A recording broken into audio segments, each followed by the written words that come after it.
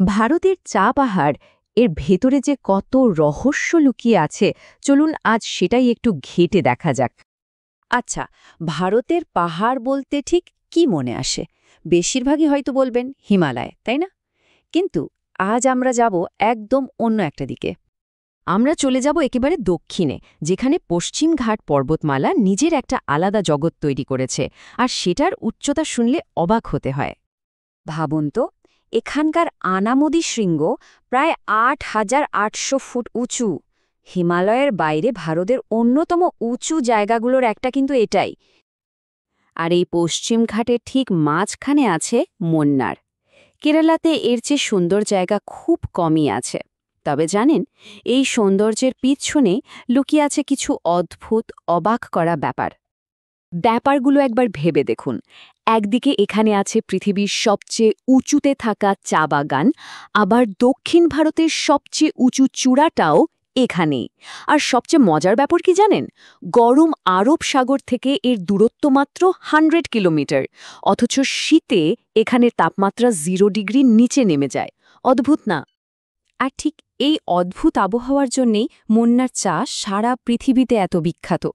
প্রায় ১৩ কোটি বর্গমিটার, মানে বিশাল একটা এলাকা জুড়ে শুধু চা বাগান। এই বাগানগুলোই পুরো জায়গার চেহারাটাই পাল্টে দিয়েছে। এখানকার পরিচয়ই হয়ে গেছে এই চা। এই বিশাল চা সাম্রাজ্যের মধ্যেই হঠাৎ চোখে পড়বে সূর্যনেল্লি নামের ছোট্ট একটা গ্রাম। আর সেখানেই অপেক্ষা করছিল কিছু প্রশ্ন, কিছু রহস্য। প্রথমেই যে প্রশ্নটা মাথায় ধাক্কা দেয় সেটা হলো, এই যে সুন্দর ছোট ছোট বাড়িগুলো, সবগুলোর রং একেবারে একরকম কেন? আর তারপরেই চোখে পড়বে আর একটা অদ্ভুত জিনিস। বাড়িগুলো টিনের চালের উপর গাছপালা গজিয়ে আছে। কেন? এই দুটা রহস্যের উত্তর খুঁজতেই স্থানীয়দের সাথে কথা বলার চেষ্টা করা হলো। কিন্তু একটা সমস্যা ছিল, ভাষার। ওনারা শুধু তামিল ভাষায় কথা বলেন, তাই সরাসরি উত্তর পাওয়া গেল না। কিন্তু ওনাদের আন্তরিকতায় কোনো কমতি ছিল না। হাসিমুখে আপ্যায়ন করছিলেন। তবে উত্তরগুলো পেতে কিন্তু খুব বেশি সময় লাগল না। আর যখন উত্তরগুলো পাওয়া গেল, তখন এই বাড়িগুলোর পেছনের আসল গল্পটা বেরিয়ে এলো। চা শ্রমিকদের জীবনের এক অন্য রকম গল্প। জানা গেল, এই বাড়িগুলো আসলে কারো ব্যক্তিগত বাড়ি নয়, এগুলো হলো কোয়ার্টার। মানে চা কোম্পানি তাদের কর্মীদের থাকার জন্য এই ঘরগুলো দেয়। আর তখনই যেন সব রহস্যের জট খুলে গেল। বাড়িগুলোর নীল রংটা আসলে কোম্পানি ঠিক করে দেওয়া একটা নিয়ম। আর ছাদে ওই যে বস্তা আর গাছপালা, ওটা হলো প্রচণ্ড বাতাস থেকে টিনের ছাল বাঁচানোর একটা দারুণ বুদ্ধি। বস্তাগুলো চালের ওপর ওজন দিয়ে রাখে, আর তার ওপর যে ঘাস জন্মায় সেটা ঘরকে প্রাকৃতিকভাবে ঠান্ডা রাখতে সাহায্য করে। কি অসাধারণ একটা ব্যবস্থা, তাই না? তার মানে এই বাড়িগুলো শুধু ইট পাথরের দেয়াল নয়, এগুলো হলো সেই মানুষগুলোর আশ্রয়, যারা সকাল থেকে রাত পর্যন্ত এই চা বাগানগুলোর যত্ন নেন। অনেকেই নিজের বাড়ি, নিজের দেশ ছেড়ে এখানে এসে কাজ করেন। আর এই মানুষগুলোর মনও ঠিক ততটাই সুন্দর।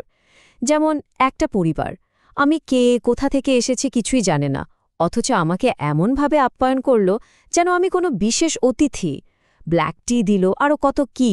এটা ছিল একেবারে নিখাদ ভালোবাসার একটা মুহূর্ত। সূর্যানীল্লির এই গল্পটা জানার পর পরের গন্তব্য ছিল এখানকার সবচেয়ে উঁচু চূড়াগুলো, যেখান থেকে নাকি স্বর্গ দেখা যায়। এখানে দুটো চূড়া খুব বিখ্যাত। একটা হলো কোলুক্কুমালাই, প্রায় ৭,০০০ ফুট উঁচুতে। এটাই কিন্তু পৃথিবীর সবচেয়ে উঁচু চা বাগান। আর দ্বিতীয়টা হলো আনামুদি, যা প্রায় ৮,৮০০ ফুট উঁচু। এটাকে অনেকেই দক্ষিণ ভারতের এভারেস্ট বলেও ডাকে। আচ্ছা, আনামুদি নামটারও একটা মানে আছে। এটা একটা মালায়ালম শব্দ। আনাই মানে হলো হাতি, আর মুদি মানে মাথা। দূর থেকে দেখলে পাহাড়টাকে নাকি ঠিক একটা হাতির মাথার মতো মনে হয়। দারুণ ব্যাপার, তাই না? এই সব কিছুর মধ্যে দিয়ে এই পাহাড়, চা বাগান আর সহজ সরল মানুষগুলোর সাথে মিশে একটা জিনিস খুব পরিষ্কার হয়ে গেল। সেটা হলো আমাদের সবার মধ্যেকার একটা অদৃশ্য যোগসূত্রের কথা। একবার ভাবুন তো, উত্তর ভারতে আমরা বলি নমস্তে, দক্ষিণে বলা হয় নমস্কারম। শব্দ আলাদা, কিন্তু দেখুন হাত জোড় করার ভঙ্গিটা কিন্তু একই। এখানে হয়তো ব্ল্যাক টি দেয়া হলো, কিন্তু একসাথে বসে চা খাওয়ার যে আনন্দ, সেটার কোনো তফাৎ নেই। ভাষা যাই হোক না কেন, একটা আন্তরিক হাসির উষ্ণতা কিন্তু সব জায়গায় একই রকম। আর এটাই হয়তো সবচেয়ে বড় শিক্ষা। আমরা যখন আমাদের মধ্যে কি কি আলাদা সেটার বদলে কি কি এক সেদিকে নজর দিই, তখন পৃথিবীটাকেও অনেক কাছের মনে হয়।